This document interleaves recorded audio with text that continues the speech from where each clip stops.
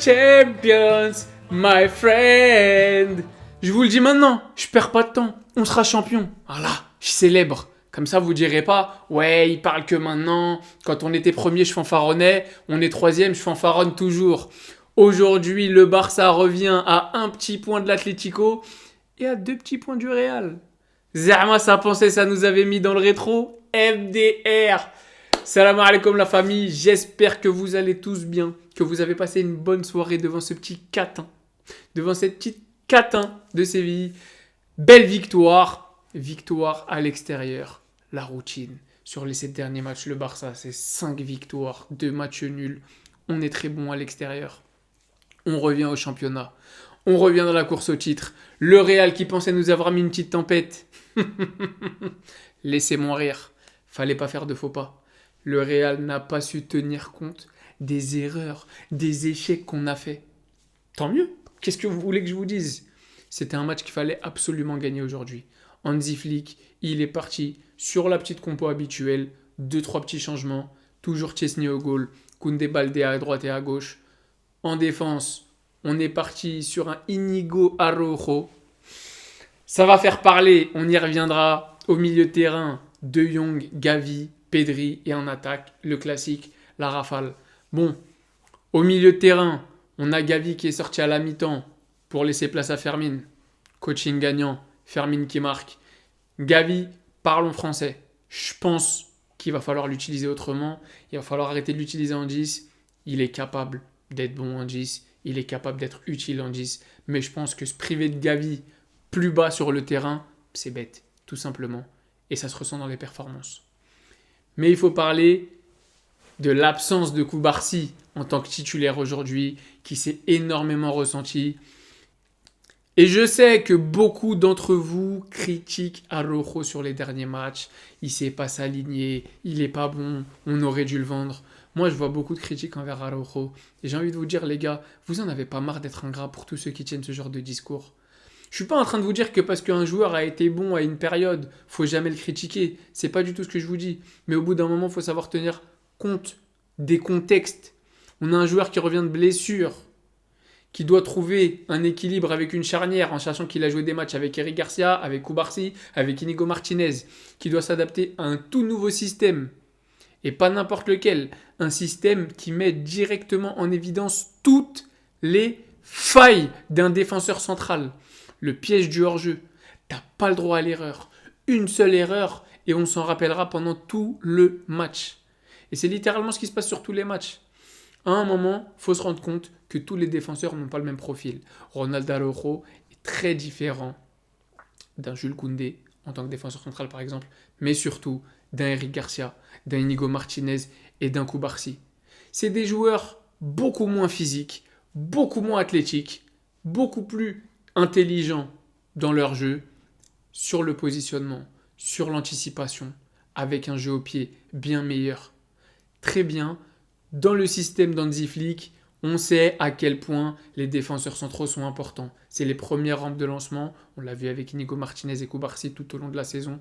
Inigo Martinez, au mois de décembre, il me semble, c'était le joueur de Liga, je ne vous dis pas le défenseur, le joueur de Liga à avoir réussi le plus de passes vers l'avant. Dites-vous bien. Mais à un moment, il faut comprendre que Ronald Araujo, il a des qualités que les autres n'ont pas. Aujourd'hui, comme on joue le piège du hors-jeu, elles sont moins sollicitées, mais je vous garantis qu'en Ligue des Champions, je vous garantis que lors de certains matchs, l'athlétisme, le physique, la capacité en 1 contre 1 de Ronald Araujo en défense, à part peut-être Koundé, peut-être Koubarsi, on va pas mentir parce qu'il est monstrueux là-dedans, croyez-moi qu'Eric Garcia et Inigo Martinez ne font pas le poids. Je vous demande juste un tout petit peu de temps. Un tout petit peu de temps. Rappelez-vous, les exemples au Barça sont nombreux de joueurs qu'on mettait tout là-haut qui sont aujourd'hui tout en bas et inversement. Je peux vous parler d'Ansu Fati, que tout le monde voyait comme le futur du Barça qui aujourd'hui est indésirable par tous les Barcelonais. Je peux vous parler de Ferran Torres, qu'on a traité de Ferran Tocard et qui aujourd'hui est sur une très bonne dynamique et j'entends même des Barcelonais dire il fait des meilleurs matchs que Lewandowski, est-ce qu'il ne mériterait pas d'être titulaire ? Je peux vous parler de De Jong qui est passé du meilleur joueur du monde, du milieu de terrain, de la vie interplanétaire. Ah, faut se le vendre. Il gagne trop. Il se blesse trop. Et aujourd'hui, maintenant qu'il revient bien, est-ce qu'il ne devrait pas être titulaire à la place de Casado? Le football, ça va vite. Donc arrêtez de tirer des conclusions. Lewandowski en début de saison, c'était le meilleur joueur du monde, peut-être futur ballon d'or.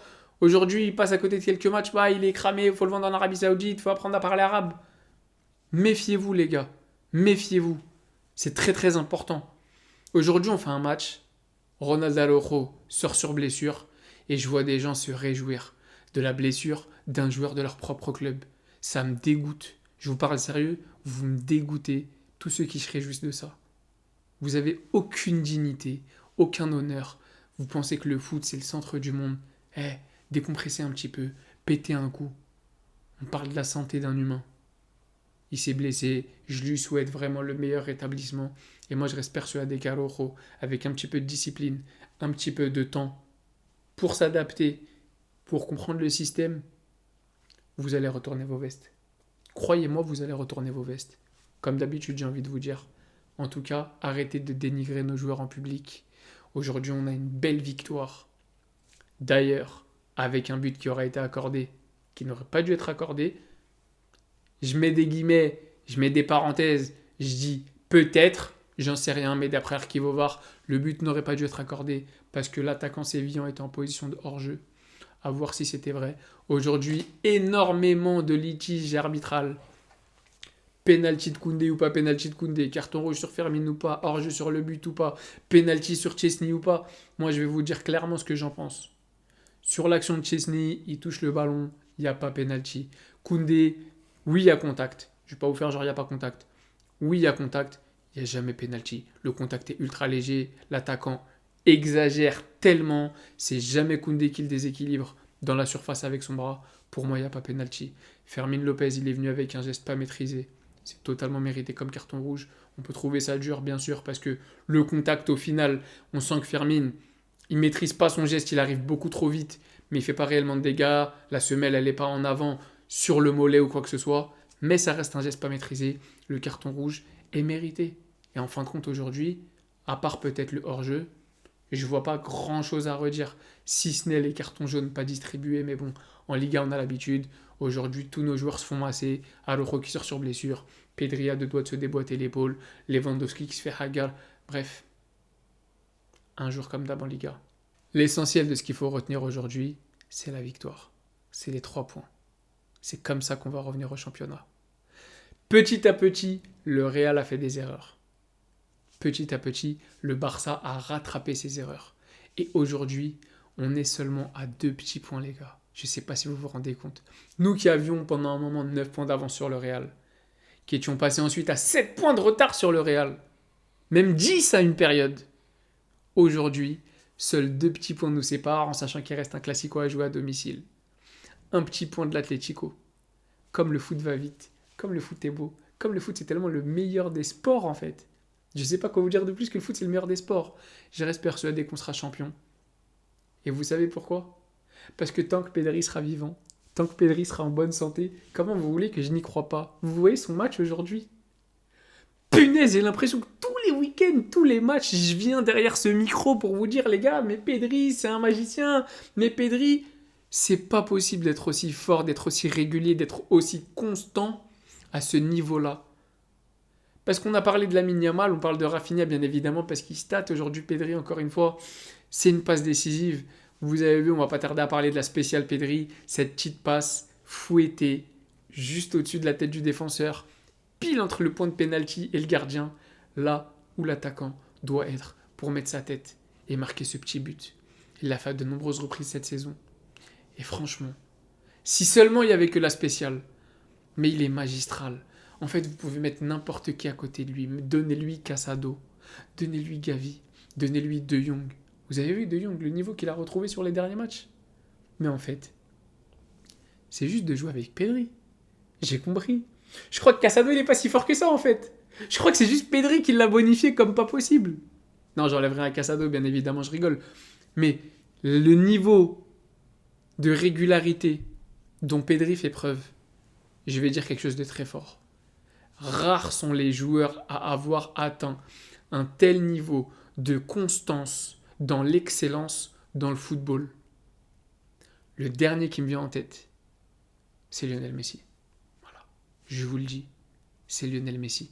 De banaliser des performances aussi extraordinaires, match après match, stat ou pas stat, ce que Pedri fait cette saison, c'est très très fort. Hansi Flick a réussi à amener Pedri à un niveau encore supérieur. C'est le Barça qui gagne. Koundé et Baldé qui gèrent leur côté. Inigo et Koubarsi qui se retrouvent enfin depuis le temps. Inigo qui revient de blessure, toujours patron. Aujourd'hui, il nous fait une passe D quand même sur le premier but de Lewandowski. Magistral en défense. Koubarsi qui remplace Araujo. Magistral en défense. Qu'est-ce que vous voulez que je vous dise? Pour moi, un seul point noir peut-être. Je vais être très honnête avec vous. J'arrive toujours pas à comprendre ceux qui sont satisfaits des matchs de Chesney. Je dis pas qu'il est nul. Mais les gars, j'ai jamais vu un joueur aussi peu compatible avec l'ADN Barça. C'est peut-être même le joueur le plus éloigné de l'ADN Barça. Il dégage comme un malade. Il sort quand il n'y a pas la nécessité de sortir. Toutes ses sorties sont pas maîtrisées. Je sais pas ce qui se passe dans sa tête. Et avec lui, on a un vaincu. Donc je sais pas ce que Flick voit de plus chez Chesney qu'il voit chez Peña. Ses sorties sont tellement pas maîtrisées. Mais qu'est-ce que vous voulez que je vous dise? J'y peux rien, c'est pas moi qui contrôle. C'est Flick qui décide qui est titulaire, qui est pas titulaire. Et tant qu'on gagne. Je suis à deux doigts de vous dire, je crois qu'Hansi Flick, c'est un peu son petit caleçon porte-bonheur. Voilà, c'est son petit truc. Superstition. Avec Chesney, on gagne. Avec Chesney, on perd pas. Je l'enlèverai pas. Je vois pas d'autre explication. Voilà. Il est pas rassurant. Je l'enlèverai pas, qui sait faire de très bonnes parades dans sa surface. Sur sa ligne, il est bon. Dans ses sorties, il anticipe énormément. Alors peut-être même beaucoup trop. Et il anticipe pas très bien. Mais il le fait quand même. Donc il éloigne quand même le danger. À voir ce que ça donnera dans des plus gros matchs face à des meilleurs adversaires. Je suis inquiet. Je vous mens pas. Je suis inquiet. Maintenant, c'est le seul point noir. Aujourd'hui, on a Rafinha, Lewandowski buteur, Lamine Yamal. Il y en a beaucoup qui commencent à critiquer également le fait qu'il commence un petit peu trop à se la jouer Neymar, à essayer de... Vous comprenez pas, c'est un artiste, c'est un dribbleur. Jamais je reprocherai à un dribbleur de trop dribbler. Enfin, c'est possible, mais là, en l'occurrence, c'est pas son cas. Je vais pas reprocher à Lamine Yamal de prendre des risques, d'essayer de dribbler, parfois peut-être même un peu trop, parfois des fois de tirer. C'est normal. Quand ça marche pas, bah ça paraît peut-être un petit peu égoïste, ça paraît un peu chiant, mais quand ça passe, regardez la magie qu'il nous offre. C'est simple, faut pas chercher midi à 14h. Lamine Yamal, mettez la balance, pesez le pour et le contre, vous verrez très très vite. Le contre ne fait absolument pas le poids. C'est le football, il nous régale, que ce soit par ses passes, par ses contrôles, par ses frappes, par ses dribbles, par ses feintes de corps. Le mensonge du corps, il... Bref, vous avez déjà compris. Et avec le petit Lewandowski qui va chercher son pichichi, petit à petit, les plus grandes montagnes sont faites de petites pierres, c'est pas un très gros match de sa part, il marque son petit but. Il consolide, 19 buts en Liga. Rafinha qui est en train de consolider lui son dossier pour le Ballon d'Or. Bref, tout pour dormir serein. Tout pour bien dormir. 4-1, on est toujours sur la bonne moyenne de buts. Plus de 3 buts marqués par match. La vie est belle. Donc les Madrilènes, vous êtes prévenus, que ce soit du Real ou de l'Atlético.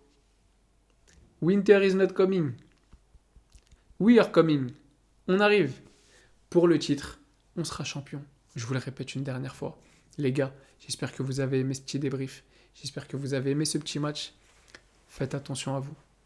N'oubliez pas de vous abonner. N'oubliez pas de mettre la cloche. Je vous saoule. Je suis désolé, mais c'est comme ça que vous me donnez de la force. En commentaire, merci à tous ceux qui jouent le jeu, qui me donnent de la force. N'hésitez pas à me donner vos avis et prenez soin de vos familles. On se dit à très très vite. Visca Barça.